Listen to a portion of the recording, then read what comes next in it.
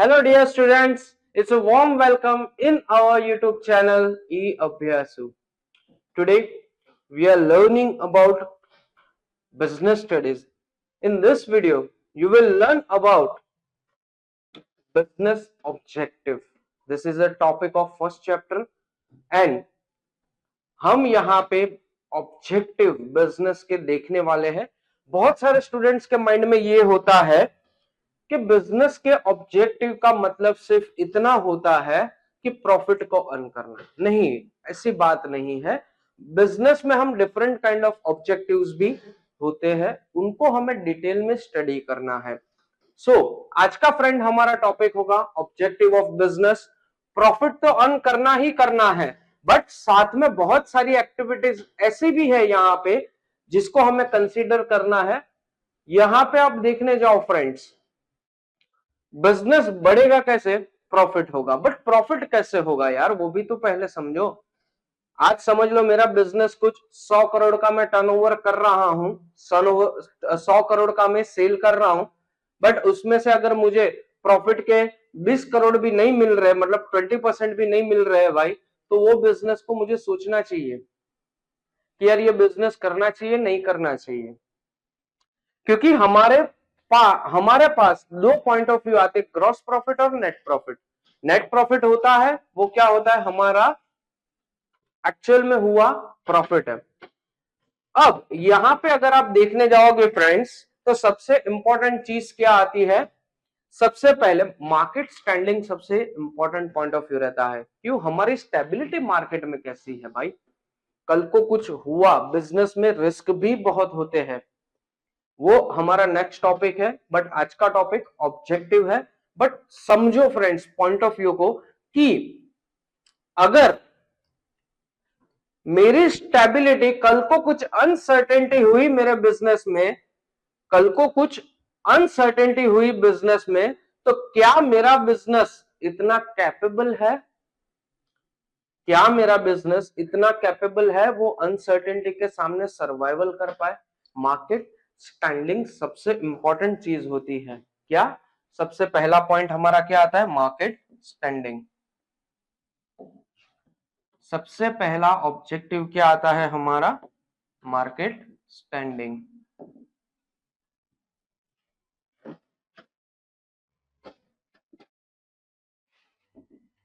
सबसे पहला ऑब्जेक्ट है हमारा मार्केट स्टैंडिंग। मार्केट स्टैंडिंग को मैं अगर दूसरी लैंग्वेज में समझाऊं आपको, कि हमारी पोजीशन क्या है, हमारी पोजीशन क्या है, किसके कंपैरिजन में हमारी पोजीशन को हमें चेक करना है? हमारे कॉम्पिटिटर्स है उनके साथ हमारी कंपटीशन, मतलब हमारी पोजीशन क्या है, यहां पे हमें कंपेयर करना है कॉम्पिटिटर्स के साथ। अब आप समझो सीधी सिंपल बात को, हमारे कॉम्पिटिटर्स के पास इतनी लिक्विडिटी है, बहुत सारी एसेट्स है। एसेट्स में भी देखने जाओ फ्रेंड्स, बहुत सारी ऐसी एसेट्स होती है जिसको हम क्विकली सेल आउट करके क्या कर सकते हैं, हम मनी, मतलब हमारी कैपिटल को रेज कर सकते हैं, हमारे फंड को रेज कर सकते हैं। बहुत सारे ऐसी लिक्विड एसेट्स होती है, बट हमारे पास क्या है? फिक्स एसेट ही है। फिक्स एसेट को आप सेल करने जाओगे, जैसे प्लांट होगा, मशीनरी होगी, 10 लोग आएंगे, देखेंगे, थोड़ा नेगोशिएशन होगा, फिर हमारे पास क्या आएगा? अगर उन्होंने एग्री किया तो हमारे पास उनके हिसाब से पैसा आएगा। बहुत सारी जगह पे क्या होता है, बहुत से ओनर्स होते हैं, वो लोग क्या करते हैं? लिक्विडिटी रखते हैं भाई। क्यों? कल को उठ के कभी भी जरूरत पड़ी पैसे की, तो मेरा बिजनेस की मुझे क्या करना पड़ेगा? फिक्स एसेट वगैरह सोल्ड नहीं करना पड़ेगा, वो लिक्विडिटी से ही मैं क्या कर सकता हूं? पैसा अर्न कर सकता हूं। तो यहाँ पे पोजीशन आती है, कंपैरिजन आता है हमारे कंपटीटर्स के साथ में, और उससे डिफाइन होता है हमारा मार्केट स्टैंडिंग। हमारे पास हमारी मार्केट में स्टेबिलिटी कितनी है, हम कितनी देर तक सर्वाइवल कर पाएंगे। आज मान लो बिजनेस कंटिन्यूअसली लॉस कर रहा है, बट मुझे पता ही नहीं चल रहा है कि भाई बिजनेस में प्रॉफिट कब होगा, कौन से मुकाम पे होगा, मुझे कुछ पता ही नहीं चल रहा है। तो वो ड्यूरेशन में सबसे इंपॉर्टेंट पॉइंट आता है हमारा मार्केट स्टैंडिंग पहले देखनी चाहिए। आप सरवाइव कर पाओगे या नहीं कर पाओगे, अगर कर पाओगे तो कितने साल तक कर पाओगे, और कब आपका बिजनेस प्रॉफिट देना शुरू करेगा। क्योंकि बहुत सारे बिजनेस ऐसे होते हैं जिसमें हम लोग क्या करते हैं, इन्वेस्टर को इन्वेस्टर को इंट्रोड्यूस करते हैं, इन्वेस्टर को बुलाएंगे, भाई आओ बिजनेस देखो हमारा, हमारे आइडियाज को देखो, हम इसको सोल्ड करेंगे बाद में, ये आइडियाज को, हमें प्रॉफिट इतना परसेंटेज होगा, बट अभी तो आपका लॉस सिनारियो चल रहा है। अगर शार्क टैंक सही से आपने देखा हो तो क्या करते थे वो लोग, पहले प्रॉफिटेबिलिटी के बारे में पूछते थे, रेवेन्यूज के बारे में पूछते थे, बिजनेस के नेचर के हिसाब से वो लोग क्या करते थे, डिसीजन लेते थे कि भाई बिजनेस में इन्वेस्ट करना चाहिए कि नहीं करना चाहिए।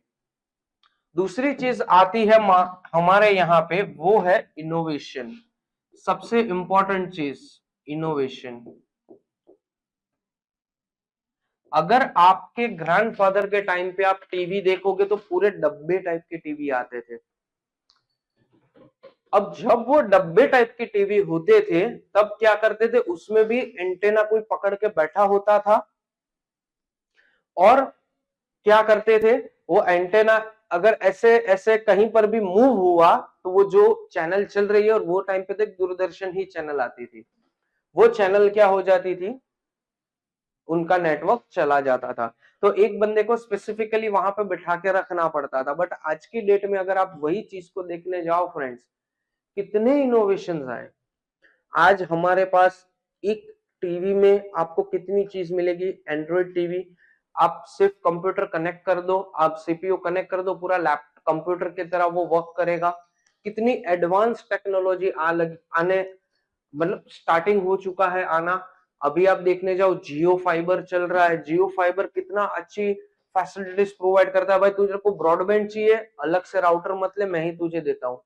तुझे टीवी का केबल अलग चाहिए था, छोड़ दे, मैं तुझे एंड्रॉइड का सेटअप बॉक्स देता हूँ। तेरा जैसा भी टीवी हो, मेरे सेटअप बॉक्स लगने से वो सीधा कैसा बन जाएगा, एंड्रॉइड हो जाएगा। अब सोचो कितना इनोवेशन आ गया। पहले क्या करना पड़ता था, फोन करने के लिए वो बीएसएनएल के डब्बे होते थे घर पे, वो भी किसी और के घर पे होते थे, और वहां पे जाके बुलाते थे, भाई इनको बुला के दो, मैं यहाँ से बात कर रहा हूँ। फिर वो लोग आते थे, बुलाते थे, बात करते थे और फोन रखते थे।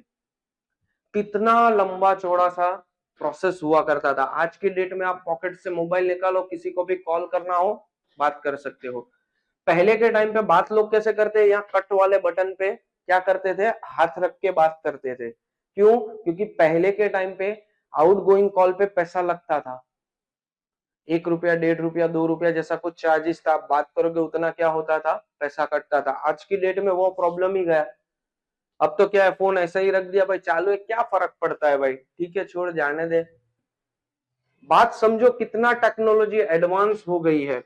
उसके लिए यहाँ पे फ्रेंड्स इनोवेशन आना बहुत जरूरी है। आपके प्रोडक्ट का भी इनोवेशन होना चाहिए, साथ में स्किल्स का भी, एम्प्लॉय स्किल्स का भी आप एक बार यहाँ पे इनोवेशन कर सकते हो। जैसे ही नई टेक्नोलॉजी आई, जैसे ही आप नई टेक्नोलॉजी लॉन्च करोगे, क्या होना चाहिए, उनके बारे में कस्टमर को भी इतना नॉलेज चाहिए। उसके लिए फ्रेंड्स आपके जो सर्विस प्रोवाइडर है या प्रोडक्ट के जो मैनेजर्स है, या तो फिर आप जो भी आपके एग्जीक्यूटिव्स है, उनको इतना प्रॉपरली नॉलेज और ट्रेनिंग दो, जिससे क्या होगा, वो लोग अच्छे से क्या कर पाएंगे, कस्टमर को सेटिस्फैक्टरी आंसर कर पाएंगे और कस्टमर उनसे अट्रैक्ट होंगे। तो यहाँ पे इनोवेशन बहुत ही इंपॉर्टेंट होता है। अब आप अगर देखने जाओ फ्रेंड्स यहाँ पे, तो इनोवेशन के दो पार्ट आते हैं। सबसे पहला इनोवेशन इन गुड्स और सर्विसेज, गुड्स और सर्विसेज, और इनोवेशन इन स्किल्स। स्किल्स आपको डेवलप कैसे करना है, आपके पास अच्छा सा नॉलेज हो तो आप अपने स्टाफ को डिलीवर कर सकते हो, ये कर सकते हो, वो कर सकते हो।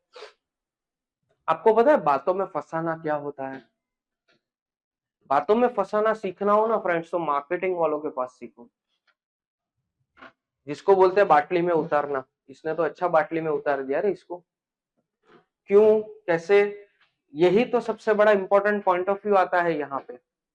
उनको पता है कि कस्टमर के साथ बात कैसे करनी है, उनके प्रोडक्ट के बारे में कैसे उनको बताना है। और दूसरी सबसे अच्छी चीज पता है, जो चीज आपकी नीड नहीं है, फिर भी वो चीज की नीड बनाना, कस्टमर को समझाना वो प्रोडक्ट के बारे में और सेल करना, ये स्किल्स बहुत अच्छी होती है। तो कहीं ना कहीं स्किल्स का डेवलपमेंट, स्किल्स का इनोवेशन भी बहुत अच्छे से फ्रेंड्स होता है यहाँ पे। इसके बाद आता है फ्रेंड्स हमारा नया पॉइंट ऑफ व्यू, और वो फ्रेंड्स है हमारा प्रोडक्टिविटी। कौन सा पॉइंट है हमारा? प्रोडक्टिविटी। अब एक चीज को समझो, प्रोडक्टिविटी में क्या है। प्रोडक्टिविटी जो है फ्रेंड्स वो सबसे इंपॉर्टेंट पॉइंट माना जाता है।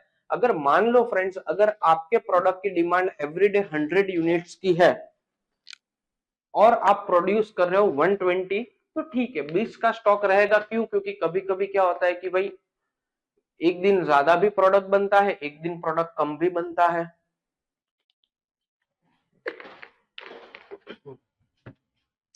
मैं इसका आपको एक प्रैक्टिकल एग्जांपल दिखाता हूं। एग्जांपल के साथ समझेंगे, अच्छा समझेंगे, बेटर रिजल्ट मिलेगा आपको। फ्रेंड्स मान लो कि आज फर्स्ट मतलब पहली तारीख है। पहली तारीख को मेरे कस्टमर, मेरे जो भी लेबर है, उन्होंने 120 यूनिट्स का मैन्युफैक्चरिंग किया, और ये दिन को ये प्रोडक्शन हुआ, और ये दिन का ये सेल्स हुआ। अब ये दिन क्या हुआ कि 110 यूनिट सेल हुए। चलो मेरे पास स्टॉक कितना बचा? मेरे पास स्टॉक बचा 10 यूनिट का। चलो ठीक है। अब दूसरी तारीख आई। अब मेरे प्रोडक्शन में जो भी मेरे वर्कर्स थे, उनको मैंने बोला भाई आप थोड़ा ज्यादा माल बना दो यार, तो उन्होंने मेहनत करके 150 यूनिट्स बनाए। अब सेल वही दिन को हो गया 140। स्टिल आई हैव 10 प्लस 10, कितना स्टॉक मेरे पास है? 20 यूनिट्स का पड़ा है। अब तीसरी तारीख आई। तीसरी तारीख को भी मैंने थोड़ा पुशअप किया, यार तुम ये करो, तुम वो करो, तुम ऐसा करो यार, क्या प्रोडक्शन नहीं कर रहे हो, सिर्फ 150 यूनिट लेके आ रहे हो तुम लोग, कुछ थोड़ा अच्छे से काम किया करो। यहाँ पे मैंने पुशअप किया, 180 यूनिट्स आ गए बन के। अब यहाँ पे सेल हुआ 150 यूनिट्स का। अब मेरे पास स्टॉक कितना है? 180 माइनस 150 मतलब 30 यूनिट्स का स्टॉक है। 30 प्लस 30 प्लस 20 कितना हुआ फ्रेंड्स? 50 यूनिट्स। जैसे ही फोर्थ को मैंने मेरा वर्कशॉप खोला, ओपन किया, मुझे पता चला आज मेरे वर्कर लोगों ने यूनियन बना के क्या किया, बाहर जाने का प्लान कर लिया। तो उन्होंने फ्रेंड्स 90 यूनिट ही बनाए। अब वो भी इंसान है, कहीं ना कहीं जाना चाहते हैं, 90 यूनिट बना के निकल गए सबके सब। और वो दिन पे सेल्स एग्जैक्टली मेरी आ गई 150 यूनिट की। अरे यार यहाँ पे तो लॉस आ, मतलब कि माइनस में चला गया फिगर। 90 यूनिट मैंने बनाए, 150 डिमांड कर रहे लोग, क्या होगा? 50 प्लस 90 एग्जैक्टली मेरे पास कितने यूनिट पड़े हैं? 140 यूनिट्स पड़े हैं। कितने यूनिट पड़े हैं? 140 यूनिट्स मेरे पास पड़े हैं। अब यहाँ पे 10 यूनिट का क्या हो गया? स्टॉक माइनस में चला गया है नहीं, या मैं डिलीवर नहीं कर सकता। अब जब 5वीं तारीख आएगी ना फ्रेंड्स, तब मुझे मेरे वर्कर को पुशअप करना पड़ेगा। आज के आज मुझे 200 यूनिट चाहिए भाई, आज के आज मुझे 200 यूनिट चाहिए। क्यों? क्योंकि कल तुमने 90 बनाए थे, चलो आज 200 बना के निकलो। तो 200 यूनिट मैंने बनाए। उसके सामने मेरे पास डिमांड आ गई, मान लो 160 यूनिट मैंने सेल किए, 10 ये वाले निकालो, स्टिल मेरे पास कितने यूनिट का स्टॉक आ जाएगा? 30 यूनिट का स्टॉक आएगा। ये फंडा प्रैक्टिकलिटी में चलता है कि भाई एक ट्रेल देखो, कभी आपका प्रोडक्शन बहुत हाई होगा, कभी आपका प्रोडक्शन बहुत कम होगा, कभी आपके सेल की डिमांड कम होगी, मतलब सेल कम होगा, कभी आपका सेल्स ज्यादा होगा, कभी स्टॉक में भी क्या होगा? प्लस माइनस अपने आएंगे। तो यहाँ पे प्रोडक्टिविटी भी इतना इंपॉर्टेंट पार्ट रखती है। अब यहाँ पर भी ये लोग 90 यूनिट बनाते तो मेरा स्टॉक माइनस में चला जाता। मैं कस्टमर, मतलब मेरे जो कुछ भी कस्टमर्स है, मैं उनको क्या करता? ऑन टाइमली बेसिस पे मैं गुड्स को सेल आउट नहीं कर पाता। मेरा जो कमिटमेंट है, मार्केट में जो प्रेस्टीज है कि आज ऑर्डर दो शाम को आपको माल मिलेगा, दोपहर को ऑर्डर दो शाम को माल मिलेगा, शाम को ऑर्डर दो सुबह आपको माल मिल जाएगा, ये जो मेरी प्रेस्टीज थी यहाँ पे क्या होता है, हिट करता है। ये चीज नेगेटिव इंपैक्ट लाती है हमारे जो कुछ भी होलसेलर या कस्टमर है उनके माइंड में।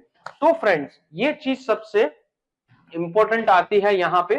प्रोडक्टिविटी में भी हमारा इंप्रूवमेंट होना चाहिए, उनके रिलेटेड हमें जो कुछ भी यहाँ पे नेसेसिटी हो उनके अकॉर्डिंगली हमें प्लानिंग करना है। बिजनेस का मोटो होता है फ्रेंड्स प्रॉफिट को अर्न करना, मैं मना नहीं कर रहा हूं, बट प्रॉफिट ऐसे ही नहीं हो जाएगा। बिजनेस में बहुत सारी चीजें, कस्टमर को टिकाने के लिए आपको इनोवेशन करना पड़ेगा। आज एक चीज समझ लो फ्रेंड्स, हम मॉर्निंग में जब कभी भी उठेंगे सबसे पहले क्या करते हैं भाई, हम पानी वानी पिएंगे, ब्रश वगैरह करेंगे। ब्रश में अगर आप देखोगे ब्रश के डिफरेंट टाइप के ब्रशिश आने लगे। फिर आप देखोगे कोलगेट, कोलगेट कंपनी में भी बहुत सारी कोलगेट्स आने लगी, बहुत सारी कंपनीज के डिफरेंट टाइप ऑफ प्रोडक्ट्स भी आने लगे। आप सोचो क्या क्या होने लगा, कितना एडवांस लेवल पे आने लगा। तो इनोवेशन भी जरूरी है, उनके हिसाब से जितनी उनकी डिमांड हो उतना प्रोडक्शन होना भी जरूरी है। यहाँ पे दो चीजों का तालमेल होना जरूरी है। फर्स्ट ऑफ ऑल आप जो कुछ भी प्रोडक्ट बना रहे हो उसकी डिमांड कितनी है और उनके सामने आप सप्लाई कितनी कर सकते हो।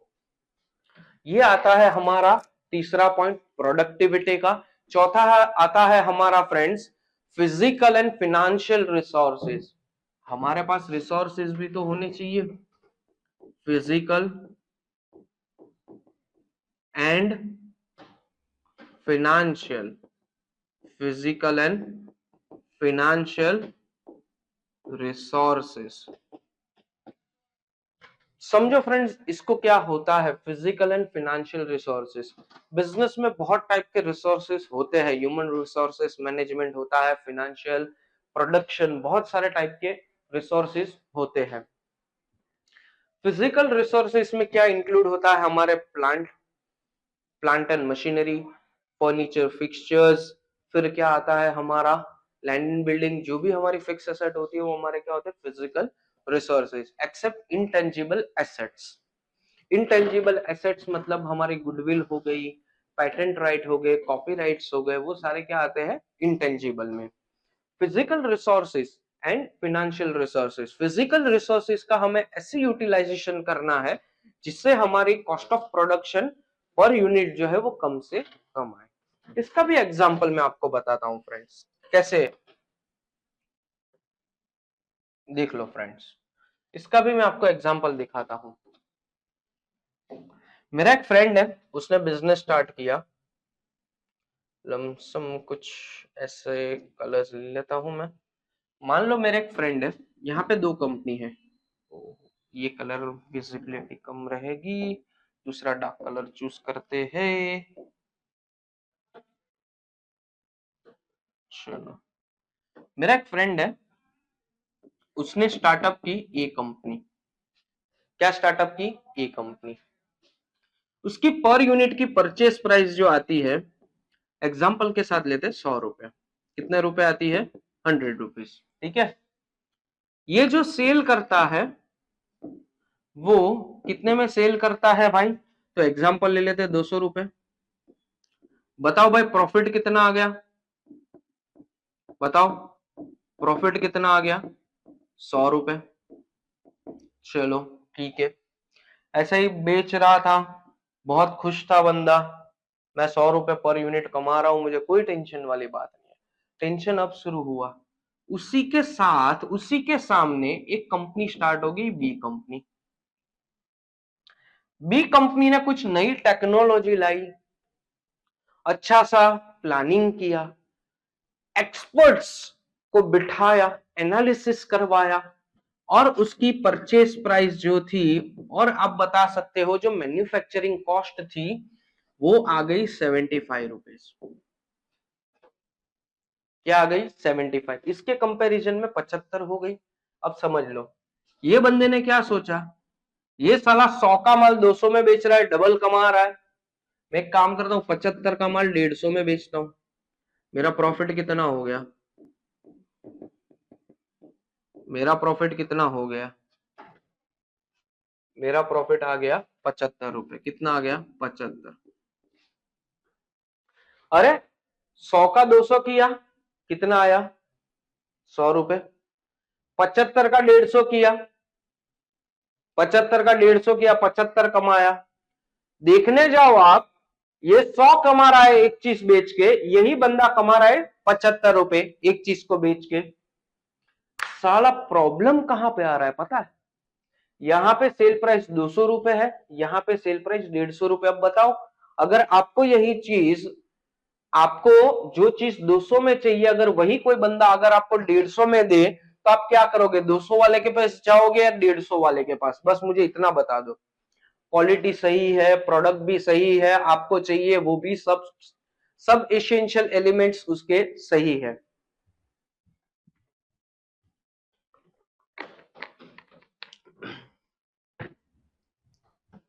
आपको सिर्फ मुझे इतना बताना है, आप इसके पास जाओगे, इसके पास, डेफिनेटली आप किसके पास जाओगे? इसके पास। इसने क्या किया? एनालिसिस किया, एक्सपर्ट लोगों को बैठाया, बातचीत की, सारे जो भी नेसेसरीज उसको लग सकता था कि मेरी कॉस्ट ऑफ प्रोडक्शन में कितना भी हो पाए उतना मैं कम करूं, वेस्टेज को कंट्रोल किया, सभी चीजें यहाँ पे उसने कंट्रोल की, उसकी कॉस्ट ऑफ प्रोडक्शन क्या आ गई? कम हो गई। अब ये बंदे को इसके सामने टिकने के लिए क्या करना पड़ेगा, वो भी सिनारियो हम देखते हैं। अब इसको इसके सामने टिकने के लिए इसको भी इसकी प्राइस कितनी लानी पड़ेगी? 200 की जगह पे 150 पे। अब ये बंदे को क्या हो रहा है? 100 रुपए में परचेज हो रहा है, अब प्रॉफिट सीधा कम हो गया 50 रुपए।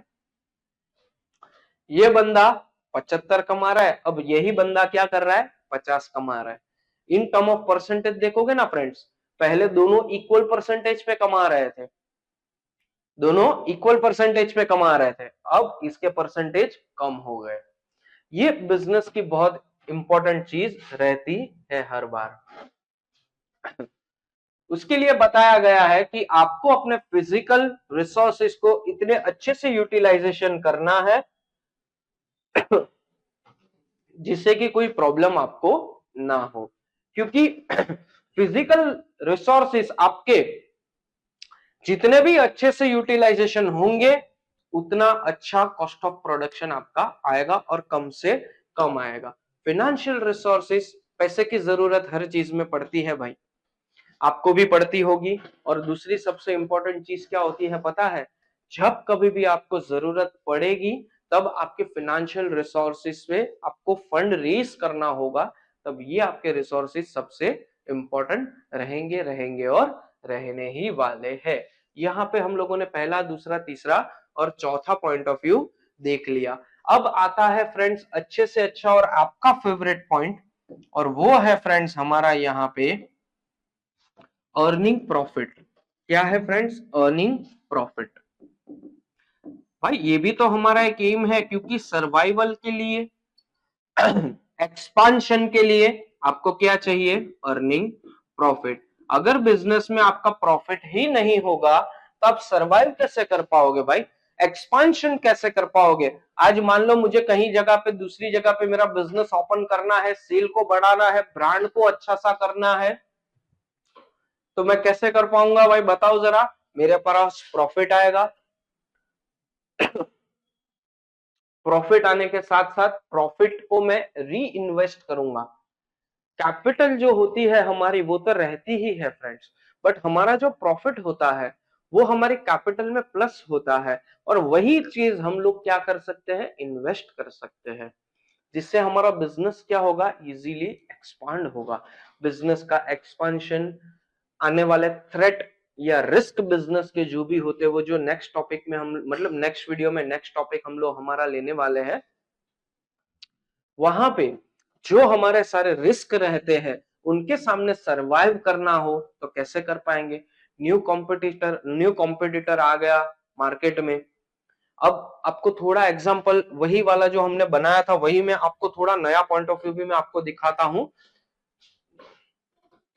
अब मान लो फ्रेंड्स, इसी को हम लोग थोड़ा कंटिन्यू करते हैं यही एग्जाम्पल को हम लोग क्या करते, थोड़ा आगे बढ़ाते। चलो, अब ये बंदे ने इसको तोड़ने के लिए, इसकी मार्केट स्ट्रेटेजी को तोड़ने के लिए क्या किया, मैं आपको बताता हूं, समझ लो जरा। ये बंदे ने सेलिंग प्राइस को और घटा दिया।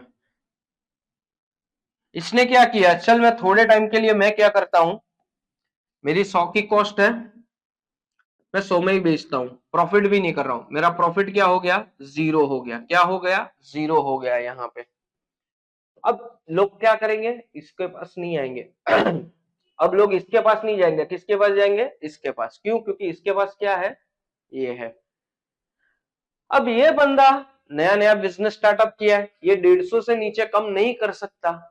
तो प्रॉब्लम क्या है कि 150 से कम करेगा तो उसकी प्रॉफिटेबिलिटी में इश्यू रहेगा। ये बंदा जमा जमाया हुआ इसका बिजनेस है, बहुत अच्छी स्टेबिलिटी है इसकी मार्केट में, मार्केट कैप उसके पास बहुत अच्छा है, लोग इसके प्रोडक्ट को जानते भी है, यूज भी किया है। इसका प्रोडक्ट अभी नया नया है, लोगों ने इतना यूज नहीं किया। तो यहाँ पे सबसे इंपॉर्टेंट डिफरेंस आता है। अब थोड़े टाइम के बाद बी कंपनी की क्या हो जाएगी, बंद हो जाएगी। बी कंपनी क्या होगी, हमारी बंद हो जाएगी। अब बी कंपनी जैसे ही बंद होगी, ये बंदा 200 की जगह 300 भी प्राइस कर देगा। क्यों, उसको आगे का लॉस भी कवर करना है। जैसे जियो, जियो ने जैसे ही रिचार्ज के रेट बढ़ाए, सभी कंपनी ने रेट बढ़ा दिए, कम नहीं रखे।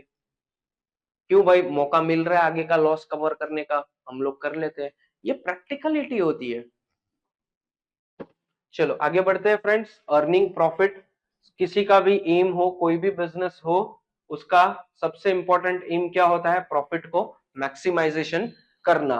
प्रॉफिट कैसे मैक्सिमाइजेशन होगा, आपकी कॉस्ट आप कम कर सकते हो।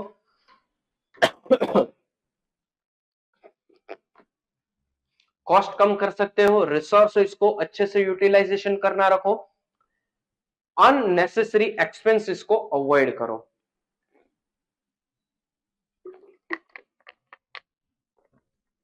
जितना आप अवॉइड करोगे, आपके लिए उतना अच्छा प्रूफ होगा। अर्निंग प्रॉफिट के बाद फ्रेंड्स आता है मैनेजर परफॉर्मेंस एंड डेवलपमेंट। अच्छे से अच्छी चीज मैनेजर पे डिपेंड करती है। किस पे डिपेंड करती है, मैनेजर पे भी बहुत सारी चीजें डिपेंड करती है। मैनेजर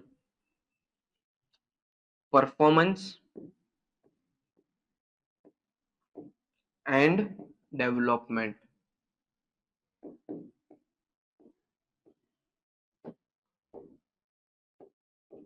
एक चीज को पहले आप समझो फ्रेंड्स, मैनेजर का परफॉर्मेंस सबसे इंपॉर्टेंट होता है। क्यों, क्योंकि पर्टिकुलर एक्टिविटी, बिजनेस की बहुत सारी एक्टिविटी होती है। पर्टिकुलर एक्टिविटीज में अगर आप देखने जाओ तो यहाँ पे मैनेजर सबसे की इंपॉर्टेंट पर्सन होता है, क्योंकि उनके नीचे लेबर वर्क रहता है। लेबर यहाँ पे मजदूर लोग जितने भी होंगे फ्रेंड्स, वो उनके कंट्रोल में रहेंगे। आज हमारे एम्प्लॉय, हर एम्प्लॉय रोज आएगा आपके ऑफिस में, कौन सा मूड लेके आ रहा है आपको नहीं पता, क्या हुआ है उनकी लाइफ में आपको नहीं पता। बट उनकी इफेक्ट अगर हमारे बिजनेस एक्टिविटी में क्या कर रही है, कनेक्ट हो रही है या अफेक्ट कर रही है, प्रोडक्शन में अफेक्ट हो रही है, उनके वर्क परफॉर्मेंस पे अफेक्ट कर रही है, तो यहाँ पे मैनेजर उनको क्या करेगा, बोलेगा कि भाई तेरी वजह से ये चीज हो रही है, तो इट्स बेटर पहले तू मेरे साथ डिस्कशन कर ले, तेरी जो भी प्रॉब्लम है उनका सॉल्यूशन करते हैं। क्योंकि अगर मैंने आज ये टाइम तेरे प्रॉब्लम के पीछे नहीं दिया, तो आज का पूरा दिन तू इस क्या करेगा, पूरा दिन बिगाड़ेगा। जैसे मेरा एक फ्रेंड था, फ्रेंड, एक दिन हमारे बॉस ने उसको डांटा, तू गधा है, ऐसा है वैसा है, ये किया तूने, वो किया। मुंह लटका के पूरा दिन बैठा था। शाम को बॉस ने बुलाया, क्या किया बेटा आज तूने काम में। वो बस कुछ नहीं सर, वो ये किया वो किया, ऐसा किया वैसा किया। चल ठीक है बेटा, कल क्या किया था। सर कल तो बहुत अच्छा काम हुआ था, ये हुआ था, ये हुआ था, वो हुआ था, ऐसे किया था, ये किया था, ये सीखा था। ओके, तो कल का दिन तेरा जैसा गया वैसा आज का दिन क्यों नहीं गया, तू डिफरेंस कर पा रहा है। बोला कि सर सुबह से मूड नहीं था। चल ठीक है, मूड नहीं था क्योंकि मैंने तुझे डांटा था। अब मैंने जैसे ही तुझे डांटा, तेरे माइंड में क्या चलने लगा, वो डांट घूमने लगी, मुझे सर ने डांटा, मुझे सर ने डांटा। उसकी वजह से आज तूने क्या किया, आज का जो तेरा काम था, जो एफिशिएंसी तुझे देनी चाहिए थी, वो तूने दी नहीं। यहाँ पे अगर मैनेजर अपने एम्प्लॉइज को थोड़ा अटेंशन देके क्या कर सकते हैं, बिजनेस का ओवरऑल डेवलपमेंट कर सकते हैं। साथ साथ में जो एम्प्लॉय अगर आपके पास आज आ रहे हैं, यहाँ पे वो लोग क्या कर सकते हैं फ्रेंड्स, एक उनका जो जोश होगा वो एक अलग लेवल पे होगा और यहाँ पे वो लोग अच्छा सा प्रोडक्टिविटी दे पाएंगे और उनका 100% एफिशिएंसी पे वो लोग वर्कआउट करेंगे। अब मैनेजर परफॉर्मेंस और डेवलपमेंट, मैनेजर का जो परफॉर्मेंस होगा वो बिजनेस एक्टिविटी में भी क्या होगा फ्रेंड्स, डेवलपमेंट लाएगा और लाएगा। Worker performance and attitude, worker performance and attitude,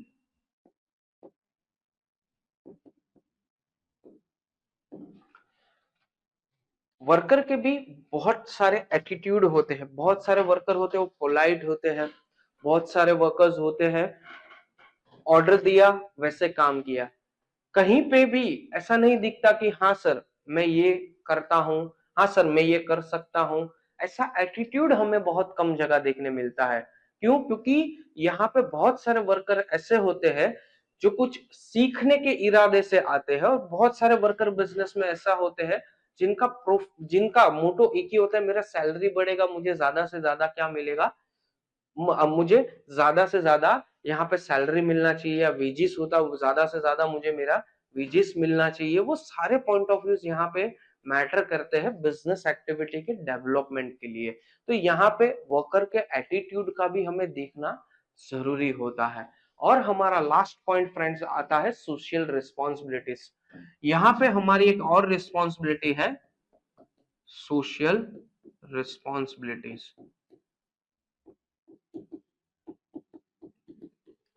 आपकी बिजनेस एक्टिविटीज से लोगों का भी फायदा होना चाहिए, कभी उनका नुकसान नहीं होना चाहिए यार। कस्टमर को उनकी नीड के अकॉर्डिंगली हमें चीजों को क्या करना चाहिए, सेल करना चाहिए, जिससे कस्टमर को क्या होगा, सेटिस्फेक्शन मिलेगा। वो हमारी सोशल रिस्पॉन्सिबिलिटी है। हमारा प्रोडक्ट चाहे कस्टमर ले या ना ले, बट उनका सेटिस्फेक्शन सबसे जरूरी आता है। तो वो हमारी एक सोशल रिस्पॉन्सिबिलिटीज भी आती है। साथ साथ में हम ऐसी चीजों का प्रोडक्शन ना करें जिससे लोगों को हार्म हो, पब्लिक को क्या नहीं होना चाहिए, प्रॉब्लम नहीं होनी चाहिए। वैसे प्रोडक्ट को आप क्या करो, प्रोड्यूस करो जिससे आपको कुछ प्रॉब्लम नहीं होगी। मैंने गांजा बनाना स्टार्ट किया, गांजा बनाना स्टार्ट किया, यहाँ पे ये एक्टिविटी क्या है, गवर्नमेंट ने बैन की हुई है, अपोज टू पब्लिक पॉलिसीज है यहाँ पे। अब ये चीज अपोज टू पब्लिक पॉलिसीज है तो ये मैं चीज नहीं कर सकता। वो सोशल रिस्पॉन्सिबिलिटीज में आता है, हमें हमारी सोसाइटी को सेफ भी रखना है और हमारे प्रोडक्ट में बताना भी है और वो कैसे उनका यूटिलाइजेशन कर सकते हैं और वो उनकी डे टू डे एक्टिविटीज में कैसे हेल्पफुल होगा। ये सारे पॉइंट ऑफ व्यूज यहाँ पे कंसीडर किए जाते हैं। ये हमारे टोटल 8 टॉपिक्स थे फ्रेंड्स ऑब्जेक्टिव ऑफ बिजनेस के, जिसको हमने लर्न प्रॉपरली कर लिया है। आप एक बार आपकी टेक्स्ट बुक रिफर भी कर सकते हो फ्रेंड, आपको अच्छा सा नॉलेज मिलेगा। फ्रेंड्स अगर हमारे चैनल पे नए हो तो डेफिनेटली चैनल को लाइक कर दीजिए, सब्सक्राइब कर दीजिए, वीडियो को भी लाइक जरूर कर दीजिएगा। Thank you so much friends, I hope आपको ये वीडियो मेरा अच्छा लगा हो। Thank you so much friends.